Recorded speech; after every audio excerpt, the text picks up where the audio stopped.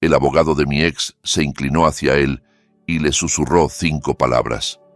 Solo 5. Y la cara de Víctor, esa cara engreída y autosatisfecha que había tenido delante en la mesa del desayuno durante 15 años, se quedó completamente blanca. Las manos le empezaron a temblar. Los papeles que había estado tan ansioso por firmar vibraban como hojas en una tormenta. Y yo, por primera vez en 3 años, sonreí. Pero me estoy adelantando. Déjame empezar por el principio, porque necesitas entender cómo llegamos hasta aquí. Cómo una mujer de la que todos decían que se había vuelto loca, en realidad estaba jugando la partida más larga y paciente de su vida. Me llamo Alejandra Durán. Tengo 34 años y hasta hace 3 meses estaba casada con Víctor Medina. 15 años de matrimonio. Más que muchas relaciones de famosos, más que lo que han durado algunos países pequeños y, sin duda, más de lo que debería haber durado mi paciencia. Pero soy terca. Lo heredé de mi abuela. Conocí a Víctor cuando tenía 17 años. Había terminado el instituto antes de tiempo, no porque fuera un genio, sino porque era práctica, estaba motivada y quería con desesperación salir de la casa de mis padres. Conseguí trabajo en el bufete Hernández Amprado como archivista. Salario mínimo, máximo número de cortadas de papel, pero era mi sueldo. A los 18 ya había ascendido a asistente legal. Era buena con los detalles, con los números, con mantener la boca cerrada y los ojos bien abiertos. Víctor tenía 24 años cuando nos conocimos en un evento con clientes. Encantador, ambicioso, lleno de sueños sobre construir un imperio inmobiliario. Hablaba del futuro como si ya fuera suyo, como si el éxito solo estuviera esperando a que él apareciera para reclamarlo. Decía que iba a construir algo increíble. Yo le respondí que podía ayudarle a presentar toda la documentación. Romance puro, ¿no? Nos casamos cuando yo tenía 19. Nuestro hijo, Tomás, llegó cuando yo tenía 20. Yo seguí trabajando a tiempo parcial en el bufete mientras lo criaba, aumentando mi fondo de jubilación, ahorrando cada dólar que podía. Mi abuela siempre decía que una mujer debía tener su propio dinero. No dinero secreto, aclaraba, solo suyo. Algo que nadie pudiera quitarle. A los 23, el negocio de Víctor por fin despegó. Me pidió que dejara el bufete y le ayudara a tiempo completo. Necesitaba a alguien que llevara las cuentas, tratara con los clientes, coordinara con los contratistas, alguien en quien pudiera confiar por completo. Así que me convertí en su todo no remunerado. Contable, administradora de oficina, enlace con los clientes, decoradora de interiores para las casas muestra, coordinadora de marketing, organizadora de eventos. Lo hacía todo mientras criaba a Tomás, gestionaba nuestra casa y de alguna forma mantenía a todos alimentados y razonablemente felices. Mi título oficial era esposa.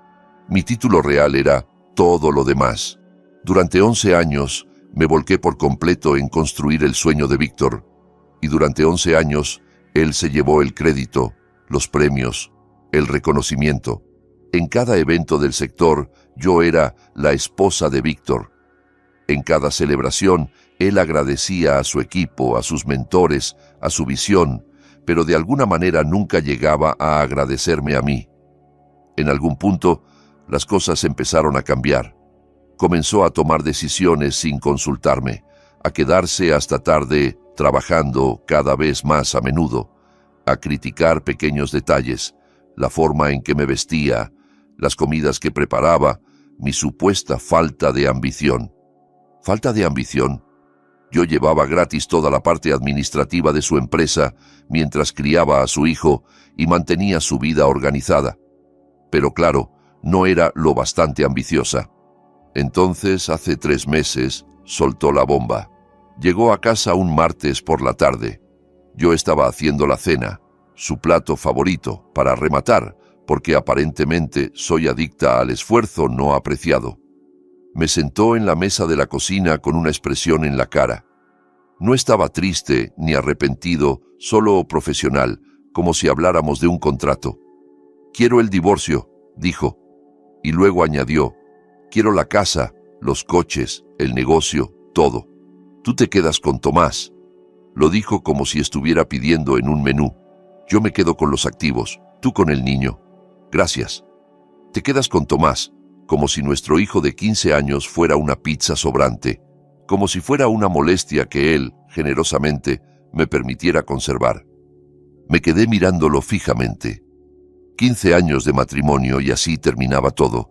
En nuestra mesa de cocina, entre el salero y la mantequillera, como si yo fuera otro objeto del que estaba prescindiendo. Lo que yo no sabía en ese momento, lo que no descubriría hasta más tarde, era que Víctor llevaba meses planeando esto. Ya tenía abogado, Héctor Whitman, caro y experimentado. Había estado construyendo su estrategia de salida mientras yo le preparaba la comida y le agendaba las citas con el dentista. Me había dejado totalmente fuera de juego el mismo hombre en el que yo había confiado todo. Al día siguiente, apareció su madre, Lorena Medina, una mujer que me había tratado como el servicio doméstico durante 15 años, llegó con el cabello perfectamente peinado y esa cara de falsa compasión perfectamente ensayada. Me dio palmaditas en la mano y me dijo que debería haberme esforzado más en mantenerlo feliz. Los hombres tienen necesidades, querida, comentó, como si estuviera explicándole algo complejo a una niña lenta. Los consejos matrimoniales de Lorena siempre resultaban fascinantes, sobre todo teniendo en cuenta que su marido pasaba los 7 días de la semana en el campo de golf, específicamente para evitar estar en la misma habitación que ella. Pero claro, la problemática era yo. Esa primera semana fue un borrón. Víctor me trasladó a la habitación de invitados. Mandó preparar documentos, propuestas de acuerdo, plazos. Todo avanzaba tan rápido que yo sentía que me estaba ahogando. Todo el mundo veía a una mujer cuyo mundo se acababa de derrumbar. Una esposa arrojada a la basura después de 15 años de servicio. Una víctima que no lo vio venir. Pero aquí viene el giro. Lo que Víctor no sabía, lo que nadie sabía, era que yo había descubierto algo 3 años antes, algo enterrado en sus propios registros financieros, algo que él creía oculto para siempre. Y yo había estado preparando todo, en silencio y con paciencia, desde entonces.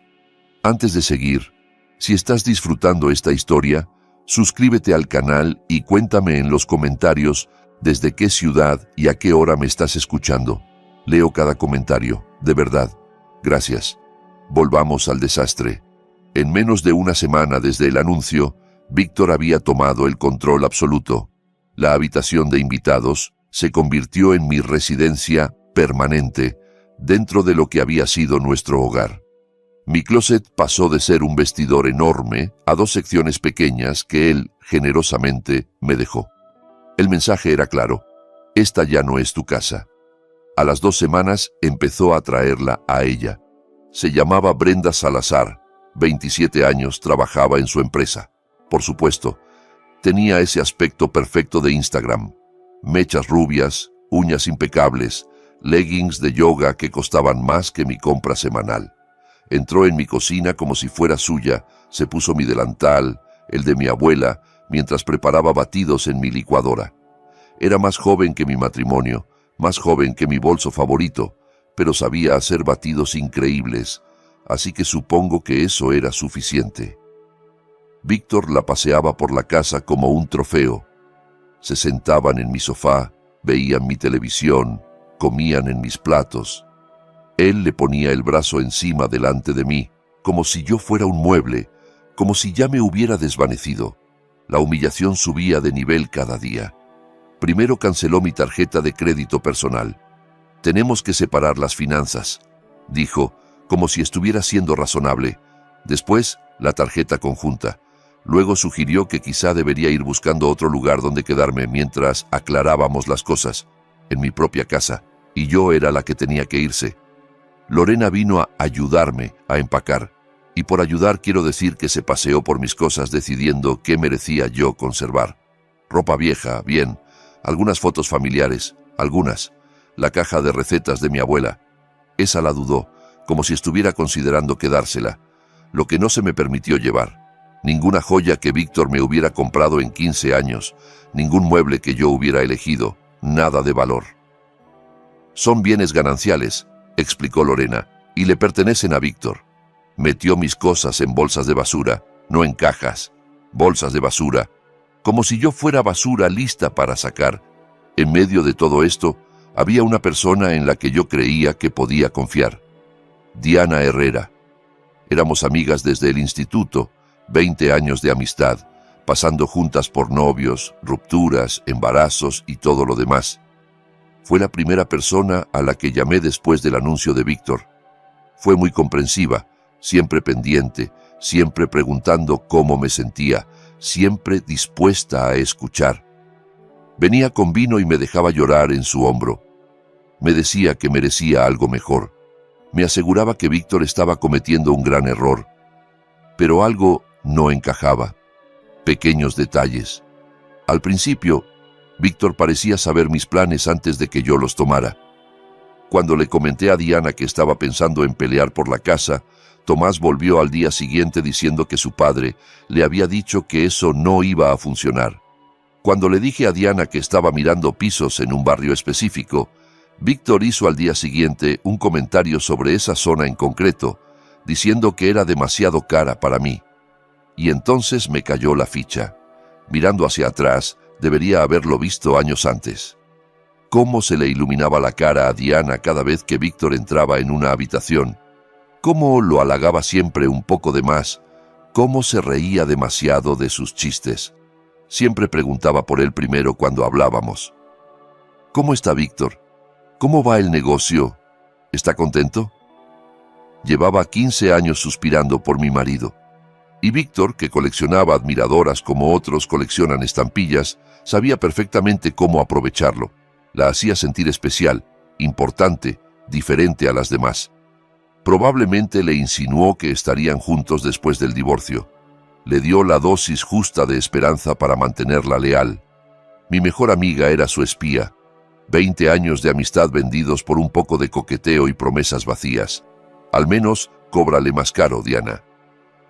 Pero lo peor no era Víctor, no era Lorena, ni siquiera era Diana. Lo peor era Tomás.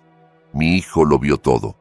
A la novia, a la abuela metiendo mis cosas en bolsas de basura, la forma en que su padre me miraba como si no valiera nada, y Víctor trabajaba sobre él, goteando veneno en su oído día tras día. Tu mamá está haciendo esto más difícil. Yo solo quiero que todos sean felices. Ella es la que alarga las cosas. Estoy intentando ser justo, pero ella no coopera. Tomás empezó a alejarse de mí. No estaba enfadado exactamente, solo distante, confundido. No sabía a quién creer. Y su padre era muy convincente. Podía perder la casa, podía perder el dinero, podía perder todo lo que había construido en 15 años. Pero ver a mi hijo mirarme como si yo fuera el problema, eso sí fue un cuchillo. Esa fue la herida que de verdad sangraba. Contraté a una abogada. Se llamaba Nina Castellanos. Me la recomendaron en mi antiguo bufete. 52 años, afilada como una navaja, absolutamente alérgica a las tonterías. Revisó mi situación y trazó el plan de batalla. Tú ayudaste a construir este negocio, me dijo. Te corresponde la mitad de todo. La casa, la empresa, las cuentas. Vamos a pelear. Yo la miré en silencio durante un buen rato. ¿Y si no quiero pelear? Nina me miró como si hubiera empezado a hablar en chino, como si hubiera sugerido enviarle a Víctor una tarjeta de agradecimiento y una cesta de frutas. Creyó que estaba rota, deprimida, demasiado hundida como para defenderme. No tenía ni idea. Me mudé a un piso pequeño con Tomás. 2 habitaciones, un baño, una cocina del tamaño de la despensa de la casa anterior. La mitad de nuestras cajas ni siquiera cabía. Se quedaron apiladas en la esquina de la habitación de Tomás como un monumento a lo mucho que habíamos caído. Mientras tanto, Víctor subía fotos con Brenda a redes sociales. Nuevo capítulo, nueva energía, bendecido, escribió. Debajo, Lorena comentaba, «Feliz por ti, hijo, te mereces alegría». Mi hermana me llamó furiosa. «Necesitas una abogada tiburón, llévatelo todo, que no se quede con un centavo». Todos tenían un consejo. Todos pensaban que sabían lo que yo debía hacer. Todos veían a una mujer que se había rendido, que no luchaba, que estaba dejando que su marido la pisoteara. Todos estaban equivocados. Hay algo que pasa cuando te subestiman. Dejan de mirarte. Dejan de ser cuidadosos a tu alrededor. Dejan de proteger sus secretos. Y justo ahí es cuando descubres todo lo que necesitas saber. 3 años. Ese era el tiempo que yo llevaba cargando con este secreto. Ese era el tiempo que llevaba sabiendo la verdad sobre Víctor Medina y su deslumbrante, glamuroso y completamente falso imperio. Todo empezó un martes cualquiera por la noche, 3 años antes del divorcio. Víctor trabajaba tarde otra vez. Para entonces siempre trabajaba tarde, aunque yo todavía no sabía lo que eso significaba realmente. Yo estaba revisando los libros de la empresa, conciliando cuentas, haciendo el trabajo nada glamuroso que mantenía el negocio funcionando, y encontré algo raro. Una transferencia a una cuenta que no reconocía, luego otra, y luego un patrón. Dinero que salía de nuestras cuentas hacia lugares que yo nunca había visto. Seguí tirando del hilo. Me quedé despierta hasta las 3 de la mañana rastreando cada movimiento. Lo que encontré me dejó helada. Víctor había pedido préstamos sobre todo lo que teníamos. La casa, nuestra preciosa casa que todo el mundo admiraba, tenía 3 hipotecas. El préstamo original de $400,000, una segunda hipoteca de $350,000 tomada 4 años antes, y una tercera de otros $350,000 2 años después. Total adeudado, $1,1 millones, valor real de la casa, $850,000. Estábamos $250,000 por debajo del valor de una vivienda que yo creía que ya estaba pagada. La empresa estaba aún peor. Líneas de crédito al máximo por $200,000. Impuestos atrasados por $85,000. Deudas con proveedores por $120,000. Préstamos de equipos por $75,000. La empresa de la que Víctor presumía en cada fiesta, la empresa que se suponía que estaba en su mejor momento, se ahogaba en casi $500,000 de deuda. Ni siquiera los coches eran realmente nuestros. Los 3 estaban en arrendamientos con pagos finales enormes a punto de vencer. No poseíamos nada, solo teníamos obligaciones mensuales muy caras. Me senté en la cocina a las 3 de la mañana, rodeada de impresiones, e hice las cuentas. Deuda total aproximada, $1,9 millones. Valor real de los activos, con suerte $1,6 millones. Estábamos unos $300,000 en números rojos, quizá más. ¿Y dónde se había ido todo ese dinero? Seguí investigando. Durante las siguientes semanas rastreé cada transacción que pude encontrar, y la imagen que apareció fue devastadora. Inversiones en criptomonedas, $180,000 perdidos. Juego, $75,000 desaparecidos. Un apartamento del que yo no sabía nada, alquilado para una mujer de la que tampoco sabía nada, $60,000 en renta y muebles, gastos de estilo de vida que nunca llegaron a casa, relojes, trajes, viajes a los que yo nunca fui invitada, otros $85,000. Mi marido no estaba construyendo un imperio, estaba levantando un castillo de naipes con cartas prestadas que además estaban en llamas. Parecíamos ricos del mismo modo en que un maniquí parece vivo, convincente de lejos, completamente hueco de cerca. Mi primer impulso fue confrontarlo, gritar, llorar, exigir respuestas. Pero yo conocía a Víctor, lo había visto maniobrar durante años. Si lo enfrentaba, me manipularía, lo justificaría todo. Me haría sentir loca por cuestionarlo. Probablemente encontraría la manera de culparme a mí. Y peor aún, si sabía que yo sabía, podría intentar controlar también mi dinero personal, porque siempre había guardado algo solo para mí. La voz de mi abuela en mi cabeza. Una mujer debe tener su propio dinero. Mi plan de jubilación de cuando trabajaba en el bufete. Lo había traspasado al dejar el trabajo, pero nunca lo toqué. Para entonces, había crecido hasta unos $180,000. Eso era mío, ganado con mi trabajo, propiedad separada según la ley. Y luego estaba la herencia de mi abuela. Murió cuando yo tenía 28 años y me dejó $340,000. Su testamento era muy claro. Este dinero es solo para Alejandra. Lo mantuve en una cuenta separada durante 6 años, sin mezclarlo jamás con las finanzas de Víctor, sin usarlo para gastos de la casa. Mi abuela había tenido su propia cuenta durante 50 años. No es dinero secreto, decía siempre. Solo es mío. La mujer más inteligente que he conocido tenía unos $520,000 que eran completamente y legalmente míos, separados. Así que no confronté a Víctor. En vez de eso me protegí. Trabajé con mi tío, un contable jubilado, para crear un fideicomiso irrevocable a nombre de Tomás. Mi plan de jubilación y mi herencia fueron a parar a ese fideicomiso. Mi nombre no aparecía como beneficiaria. El de Víctor, por supuesto, tampoco. Era para el futuro de Tomás. Universidad, una primera vivienda, emergencias, y era intocable. Luego documenté todo. Cada hipoteca, cada cuenta escondida, cada transacción sospechosa. Imprimí copias y las guardé en casa de mi hermana. Puse otras en una caja de seguridad. Guardé todo en una unidad encriptada. Y esperé. Sabía que Víctor se iría tarde o temprano. Hombres como él siempre lo hacen. Se aburren, encuentran a alguien más joven o deciden que se merecen algo mejor. Yo solo tenía que estar lista cuando llegara el momento. 3 años de espera. 3 años de verlo cavar el hoyo más profundo. 3 años de sonreír en las cenas mientras sabía que toda nuestra vida estaba construida sobre arenas movedizas.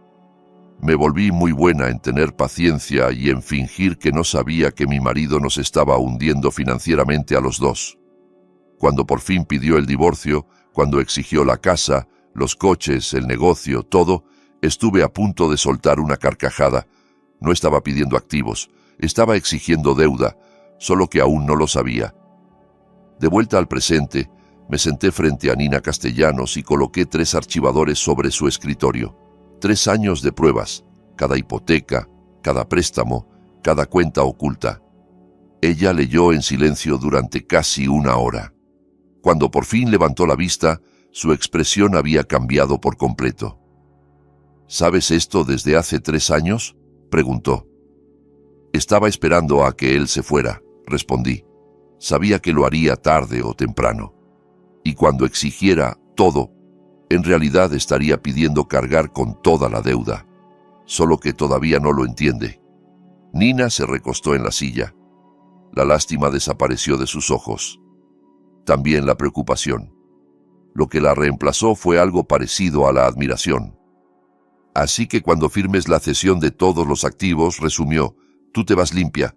Él se queda con las hipotecas, las deudas del negocio, los arrendamientos de los coches. Todo pasa a ser responsabilidad exclusiva suya. Y mi herencia, mi fondo de jubilación, añadí, propiedad separada, nunca mezclada, legalmente protegida, descansando tranquila en un fideicomiso para mi hijo. Nina guardó silencio unos segundos. Luego sonrió. Una sonrisa lenta, peligrosa. Señora Durán, dijo, creo que le debo una disculpa. Pensé que se había rendido. Yo le devolví la sonrisa. Todo el mundo lo piensa. Esa es la idea. Nina pasó de verme como a un gatito perdido a mirarme como si fuera una gran maestra de ajedrez. Prefiero eso. El vestuario es mejor. La trampa ya estaba montada. Los números comprobados. La documentación blindada.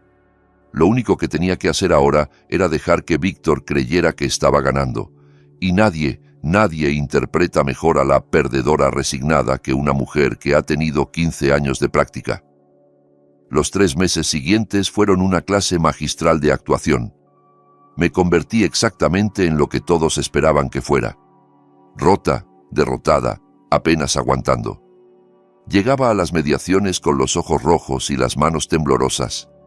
Hablaba en voz baja, titubeando, como una mujer que había perdido toda su confianza. Pedía tan poco que hasta el mediador parecía incómodo. Solo quiero lo suficiente para empezar de nuevo, dije en nuestra segunda sesión. No quiero ser conflictiva. Sé que el negocio es la vida de Víctor. Sé que la casa significa todo para él.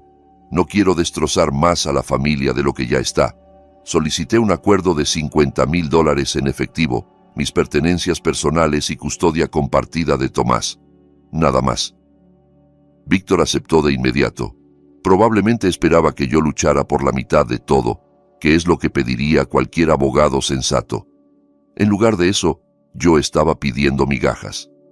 Me miró a través de la mesa con algo parecido a lástima, como si fuera un animal herido al que él estaba ayudando a terminar con su sufrimiento. Merecía un Oscar por esa actuación, o, por lo menos, un Globo de Oro. Me habían dado el papel de mi vida, y mi única audiencia era mi mentiroso, infiel y pronto arruinado exmarido. Con cada semana que pasaba, la arrogancia de Víctor crecía.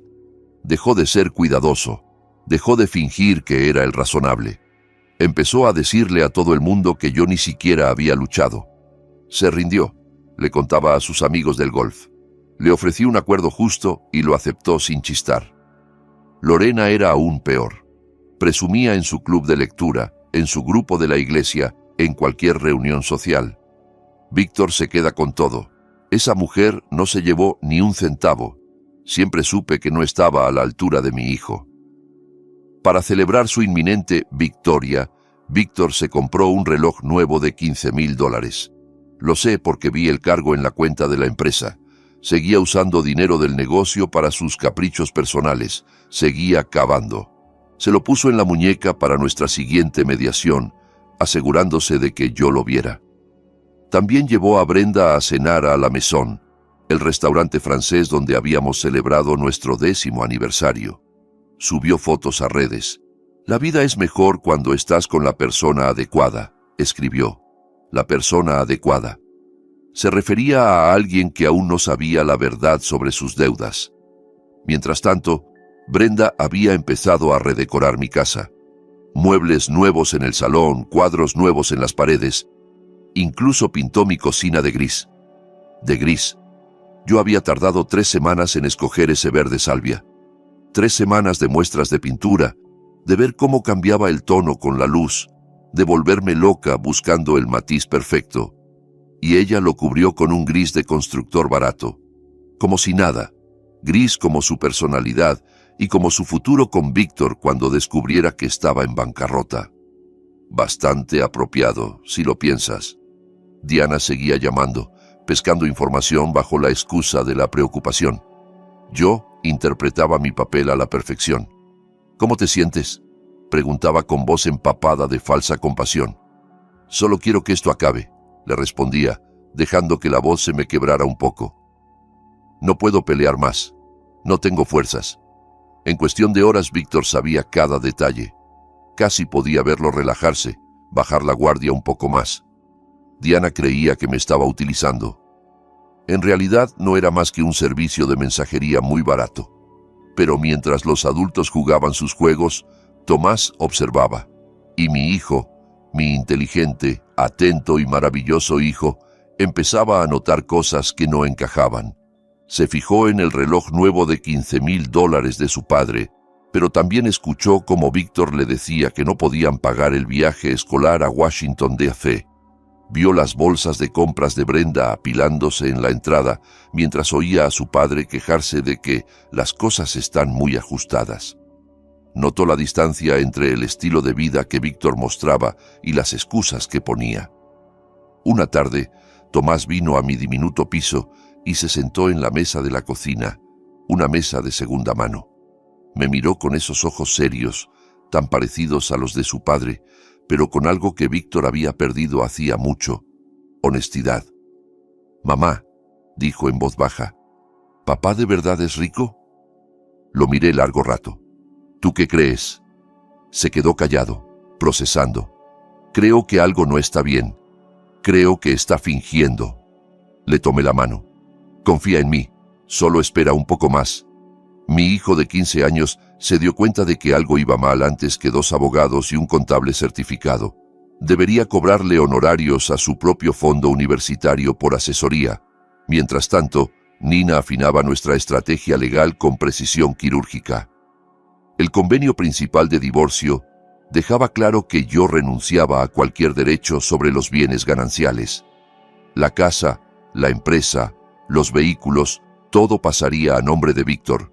A cambio, yo recibiría mi modesto pago en efectivo y me marcharía. Pero anexado a ese acuerdo había un documento adicional, una declaración detallada de pasivos. Cada deuda, cada hipoteca, cada préstamo, cada obligación asociada a esos activos. Cuando Víctor firmara para quedarse con los bienes, estaría asumiendo legalmente todas las cargas. Las hipotecas serían exclusivamente suyas. Las deudas del negocio pasarían a ser solo su responsabilidad. Los arrendamientos de los coches, su problema. Todo estaba ahí, negro sobre blanco, legal, correcto, devastador. Los documentos legales son como poesía, me dijo Nina. Poesía aburrida, cara y capaz de arruinarle la vida a alguien. Mi tipo favorito. 2 semanas antes de la audiencia final, Héctor Whitman, el abogado de Víctor, llamó a Nina con ciertas reservas. Mi cliente está asumiendo activos significativos, dijo con cuidado. Quisiera solicitar una auditoría financiera completa antes de finalizar, solo para verificar todo. Nina mantuvo la voz neutra. Por supuesto, facilitaremos la documentación que sea necesaria. Pero cuando Héctor llevó esto a Víctor, mi futuro exmarido lo frenó en seco. Nada de auditorías, le dijo. Yo construí esa empresa. Sé perfectamente lo que vale. No voy a pagar a un contable para que me diga lo que ya sé. Héctor insistió. Le recomiendo encarecidamente verificar los valores antes de firmar. Es una decisión importante. No, lo interrumpió Víctor. Brenda quiere que esto se termine. Yo también. Nada de más retrasos. Héctor llevaba más de 30 años ejerciendo. Sabía cuando un cliente estaba a punto de cometer un error. También sabía que no podía obligar a nadie a seguir su consejo. Le presentó a Víctor un documento de exención, una hoja reconociendo que el abogado le había recomendado una revisión financiera independiente y que él la rechazaba en contra del consejo legal. Víctor lo firmó sin leerlo, igual que firmaría todo lo demás sin leerlo. Nunca subestimes el poder de una novia impaciente para hacer que un hombre se salte la letra pequeña. Brenda valía millones para mí, en términos legales. La noche antes de la audiencia, Víctor me mandó un mensaje. Gracias por no hacer esto feo. Me quedé mirando esa frase un buen rato. 15 años de matrimonio, 15 años construyendo su empresa, criando a su hijo, organizando su vida, y me daba las gracias por no complicarle el proceso de tirarme a la basura. Le respondí, solo quiero lo mejor para Tomás. Y lo mejor para Tomás era su fideicomiso, su futuro asegurado y un padre a punto de aprender la lección más cara de su vida. Nina me llamó esa noche. Jueves, 9 de la mañana. Audiencia final. Jueza Patricia Hidalgo. ¿Estás lista? Miré alrededor de mi pequeño piso. Los muebles de segunda mano, las cajas aún sin deshacer en la esquina, la cocina diminuta que había pintado de verde salvia porque me recordaba a la esperanza. Llevo 3 años lista, le contesté. Jueves, 17 de abril, 9 de la mañana, sala 4B. Recuerdo cada detalle de esa mañana. La luz del sol entrando por los ventanales altos, el olor a madera vieja y cera para el suelo, el murmullo suave de los abogados pasando papeles. Ahí era donde 15 años de matrimonio iban a terminar oficialmente, y donde 3 años de paciencia iban por fin a dar fruto. Víctor llegó primero, por supuesto. Llevaba su mejor traje, el Armani gris marengo que yo le ayudé a elegir para una cena con clientes hace 3 años. Su reloj nuevo brillaba cuando estrechó la mano de Héctor. Parecía confiado, relajado, como un hombre a punto de cerrar un negocio muy favorable. Brenda esperaba en el pasillo. No podía entrar en la sala, pero quería estar allí como apoyo moral. La vi un segundo, desde la puerta, maquillaje perfecto, bolso de diseñador, mirando el móvil como si aquello fuera una cita más del calendario. Lorena también estaba, sentada en la zona del público. Se había arreglado mucho, seguramente con la idea de llevar a Víctor a comer después para celebrar. Cuando yo entré, me miró y me dedicó una sonrisita. de esas que se le dan a alguien a quien ya has derrotado. Yo llegué unos minutos después que Víctor, vestido azul marino sencillo, sin joyas, el pelo recogido en un moño bajo. Parecía cansada, derrotada, como una mujer que ya no tiene nada por lo que luchar. Perfecto. Parecía alguien que se había rendido con la vida y con la moda al mismo tiempo. Muy convincente. De verdad debería dar clases de teatro. Entró la jueza Patricia Hidalgo y todos nos pusimos en pie. Tendría unos 60 años, pelo plateado, gafas en la punta de la nariz, 3 décadas en el tribunal de familia.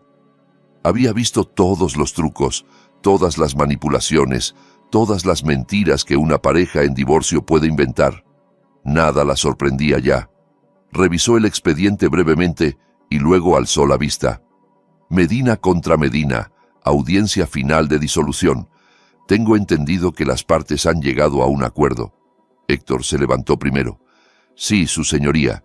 Mi cliente, Víctor Medina, asume todos los bienes gananciales, incluida la residencia familiar, la empresa de desarrollos inmobiliarios y todos los vehículos asociados. A cambio, la señora Durán recibe un pago único de $50,000. Nina se puso en pie a mi lado. Es correcto, su señoría. Mi clienta acepta renunciar a todo derecho sobre esos bienes y acepta los términos del acuerdo. Los ojos de la jueza se posaron en mí. Analizó mi rostro unos segundos, buscando signos de coacción, supongo, señales de que me estaban presionando para aceptar un maltrato. Señora Durán, dijo, tengo que confirmar que usted entiende lo que está aceptando hoy. Está renunciando a su derecho sobre una propiedad considerable, la casa familiar, la empresa que ayudó a construir. ¿Está segura de que esto es lo que quiere? Mantuve la voz suave, un poco insegura. Sí, su señoría, lo entiendo. ¿Entra en este acuerdo de forma voluntaria? ¿Nadie la está presionando? No, su señoría. Bajé la mirada hacia mis manos y luego volví a alzarla. Solo quiero que mi marido tenga todo lo que ha pedido. Quiero que esto termine. La jueza me estudió un momento más. Casi podía ver su debate interno. Si debía insistir, si debía aplazar la audiencia, si tenía que protegerme de lo que parecía una decisión terrible. Pero yo tenía abogada. Estaba respondiendo con claridad. Era una mujer adulta tomando su propia decisión. Muy bien, dijo al fin. Sigamos. La secretaria repartió los documentos finales, página tras página de lenguaje legal, con firmas requeridas cada 3 hojas. Víctor firmaba con entusiasmo, apenas echando un vistazo a lo que aceptaba. Quería terminar. Quería volver a su nueva vida, con su nueva novia y su nueva libertad. Yo firmaba despacio, con calma. Cada trazo era medido y preciso. Este era el momento que llevaba 3 años esperando. Pensaba saborearlo. Al otro lado de la sala, vi a Víctor mirar a Lorena y sonreír. Ella asintió, orgullosa. Desde el pasillo, su teléfono vibró, seguramente Brenda mandándole ánimos. Revisó el móvil en plena audiencia de divorcio. Ese era el tipo de hombre que era. Mientras tanto, Héctor Whitman hacía lo que hacen los buenos abogados. Revisar todo el paquete de documentos por última vez. Convenio principal firmado. Anexos de bienes firmado. Términos del acuerdo firmados. Entonces llegó al anexo. Declaración de pasivos. Vi su cara mientras leía. Vi cómo una sombra de confusión cruzaba sus rasgos. Lo observé pasar páginas hacia atrás y hacia adelante, como si esperara haber leído mal. No se había equivocado. El rostro de Héctor palideció. Se inclinó hacia Víctor, intentando ser discreto. «Señor», susurró, «tenemos que hablar». Víctor lo apartó con la mano, aún disfrutando de su victoria. «Ahora no. Ya casi terminamos». «Señor», insistió Héctor, esta vez en un susurro más urgente, «usted está asumiendo todas las deudas». Víctor se giró. «¿Qué?»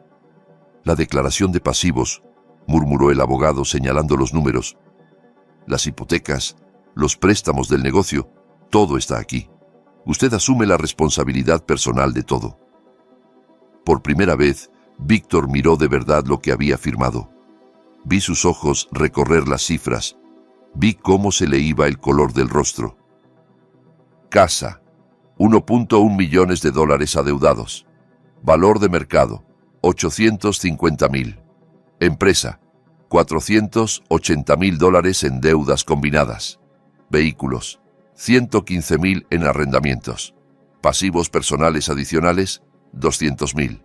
Deuda total aproximada, 1.9 millones de dólares. Valor neto de todo lo que acababa de reclamar, menos 300.000. No había ganado la lotería, había ganado la factura. Víctor se levantó de golpe, la silla chirrió contra el suelo. Esto está mal. Miró los papeles, luego a la jueza, después a mí. Ella me ocultó esto. Es un fraude. La voz de la jueza Hidalgo fue cortante. Señor Medina, siéntese. Esos números son falsos, insistió Víctor, cada vez más alterado. Manipuló los documentos. Esto es...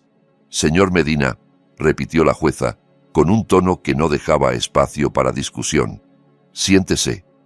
Él obedeció, pero las manos no le dejaban de temblar. La sonrisa confiada había desaparecido, sustituida por algo muy parecido al pánico. La jueza miró los documentos y luego a Víctor. Señor Medina, estoy viendo aquí una declaración de pasivos anexa al acuerdo. Son deudas asociadas a los bienes que usted está reclamando, bienes a su nombre, su empresa, su propiedad. Lo miró con severidad. ¿Está diciéndole a este tribunal que no conoce su propia situación financiera? Silencio. Ver a Víctor intentar explicar por qué no sabía de sus propias deudas fue como ver a un gato intentar justificar por qué hay un jarrón roto en el suelo. Fascinante e imposible de creer. Héctor carraspeó. Su señoría, debo dejar constancia de que recomendé a mi cliente una revisión financiera independiente antes de esta audiencia. Él la rechazó. Tengo la exención firmada.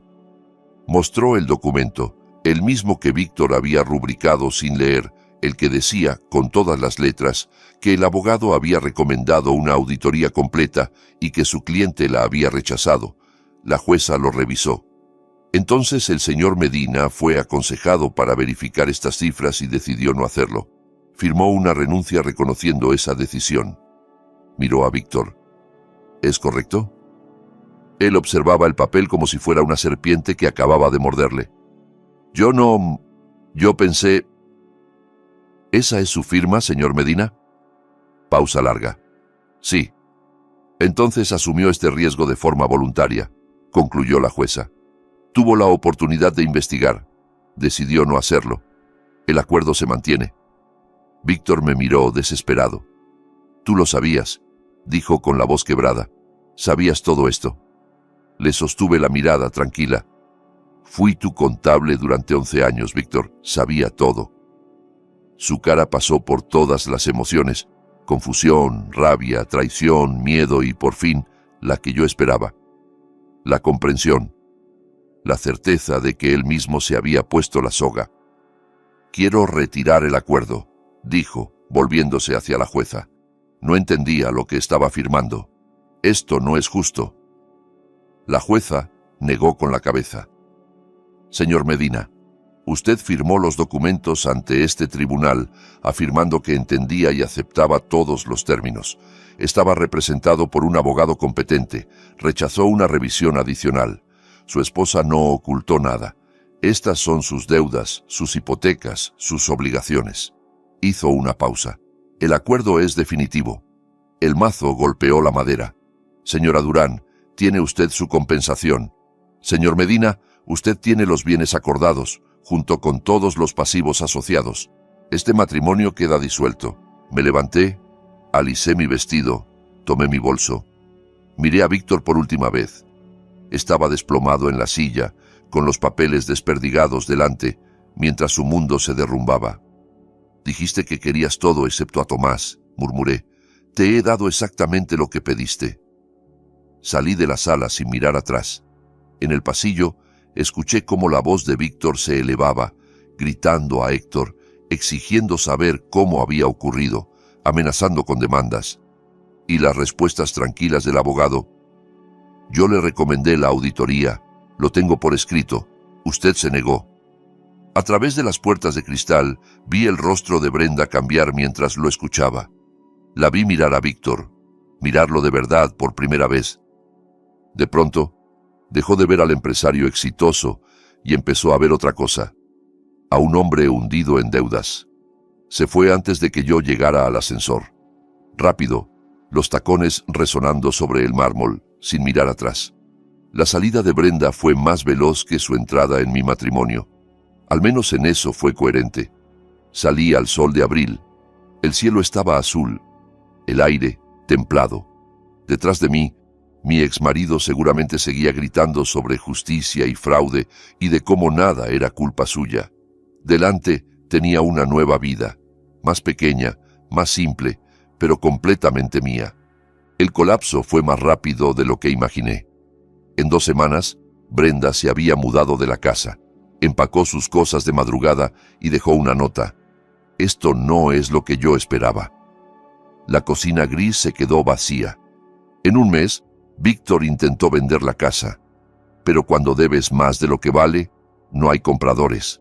Solo llamadas del banco por cuotas atrasadas y agentes inmobiliarios sugiriendo una venta a pérdida. En 2 meses, la empresa empezó a dejar de pagar. Proveedores interpusieron demandas. La línea de crédito se congeló. La compañía que Víctor había tardado 15 años en construir, la misma a la que yo había dedicado 11 años de mi vida, se desmoronó como polvo. En 3 meses, Víctor estaba reuniéndose con abogados especialistas en bancarrota. El hombre que se jactaba de su imperio estaba ahora calculando qué activos podría proteger de los acreedores.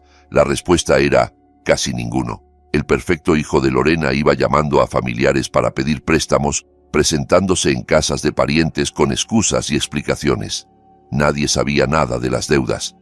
Seguro que Alejandra escondió algo, me engañó. Pero los documentos contaban otra historia. Las hipotecas estaban a su nombre, los préstamos a su nombre, las pérdidas del juego, las cripto, el apartamento secreto, todo firmado por él. Escuché que el boletín navideño de Lorena ese año fue muy breve. Víctor está explorando nuevas oportunidades. Sí, oportunidades en reestructuración de deuda.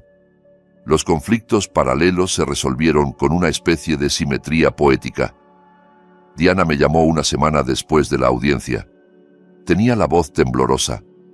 No tenía idea de que las cosas estuvieran tan mal. Lo siento muchísimo, Ale. Yo nunca quise... Yo pensé que Víctor y yo... No respondí. No le di el cierre que buscaba. Hay puentes que no se deben reconstruir. Hay amistades que no merecen una segunda oportunidad. 20 años de historia tirados por un guiño y unas promesas vacías de un hombre que usaba a todo el mundo. Intentó llamarme 3 veces más. Y luego se cansó. Me la imagino esperando todavía a que Víctor la note. Se va a cansar de esperar. Lorena eligió otro camino. Intentar llegar a mí a través de Tomás. Dile a tu madre que yo no sabía nada de los problemas de dinero. Dile que lo siento por cómo la traté. Dile que quiero hablar con ella. Tomás miró a su abuela, la misma mujer que había metido las cosas de su madre en bolsas de basura, que la había llamado inútil, que se puso del lado de su padre sin hacer una sola pregunta, y respondió: mi mamá está ocupada construyendo su vida, no tiene tiempo para excusas. Lorena quería perdón, yo quería paz. Adivina quién consiguió lo que quería. Tomás, mi hijo maravilloso, inteligente y atento, terminó de entenderlo todo. No porque yo se lo explicara, sino porque lo dedujo solo. Vio los documentos del juzgado, escuchó las excusas de su padre, vio a Brenda marcharse, vio a Lorena dar vueltas sin rumbo, vio cómo se desmoronaba toda la fachada. Una noche, más o menos un mes después del divorcio, se sentó conmigo en el piso pequeño, ese con la cocina verde salvia, ese con los muebles de segunda mano y las cajas, por fin, desempacadas. Esperaste 3 años, dijo en voz baja. Sabías todo este tiempo y solo esperaste. Quería asegurarme de que tú estuvieras protegido, le respondí. Pasara lo que pasara entre tu padre y yo, necesitaba saber que tú ibas a estar bien. El fideicomiso. $520,000 a salvo y fuera del alcance de cualquiera. Se quedó callado unos segundos. Luego me abrazó. De verdad me abrazó. De esos abrazos que no había visto en meses, de los que un chico de 15 años no suele dar por iniciativa propia. Un abrazo que decía, entiendo. Un abrazo que decía, estoy orgulloso de ti. Ahí supe que pese a todo, algo había hecho bien. Mis $50,000 del acuerdo se fueron en empezar de nuevo. El primer mes de alquiler, la fianza, muebles básicos que no se estuvieran cayendo a pedazos. No era lujo, pero era estabilidad. El fideicomiso se quedó como estaba. Intocable. El futuro de Tomás. Universidad, quizá una primera casa, una red de seguridad que nadie podría arrebatarle. Yo, por mi parte, me matriculé en cursos de diseño de interiores en el centro comunitario, el sueño que había guardado en un cajón cuando tenía 23 años para ayudar a Víctor a levantar su imperio. Ahora por fin estaba construyendo el mío. Empecé poco a poco. Mi primera clienta de verdad fue una mujer llamada Sandra, 52 años, saliendo de un matrimonio de 28. Estaba de pie en su nuevo piso vacío con cara de estar perdida cuando me preguntó, ¿cómo se empieza de cero? Me lo pensé un momento. Un cuarto a la vez, le dije, un color a la vez, un día a la vez. Pintamos su cocina de verde salvia. Lloró al verla terminada. Son lágrimas felices, explicó. Es el color de los comienzos. Unos 3 meses después de que el divorcio se hiciera oficial, Víctor apareció en mi puerta. Casi no lo reconocí. Había adelgazado, pero no de una forma sana. Tenía ojeras profundas. El traje estaba arrugado. El reloj había desaparecido. Parecía un hombre que había pasado por una guerra y la había perdido. Se quedó en el marco y, por un segundo, casi sentí lástima. Casi. No sabía que era tan grave, murmuró. Yo cometí errores. Lo sé. Pero no quise que todo esto... Me recosté en el marco y lo miré. De verdad lo miré. A ese hombre al que había querido casi media vida, al que me había tirado como basura, al que ahora se ahogaba en las consecuencias de sus propias decisiones. ¿Podemos hablar?, preguntó. Tal vez podríamos arreglar algo. Yo podría... no sé. Quizá podríamos... Ni siquiera fue capaz de terminar la frase. No pudo pronunciar lo que realmente quería, ayuda. Mi ayuda, después de todo. Pediste todo, menos a Tomás, dije tranquila, y eso es exactamente lo que tienes. Alejandra, por favor. Adiós, Víctor. Cerré la puerta. Se quedó en el pasillo 10 minutos.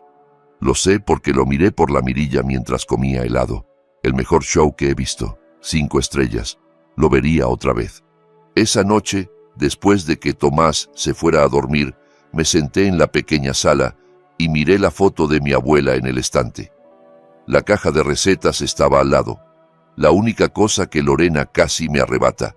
La única que de verdad importaba. Tenías razón en todo, abuela, susurré.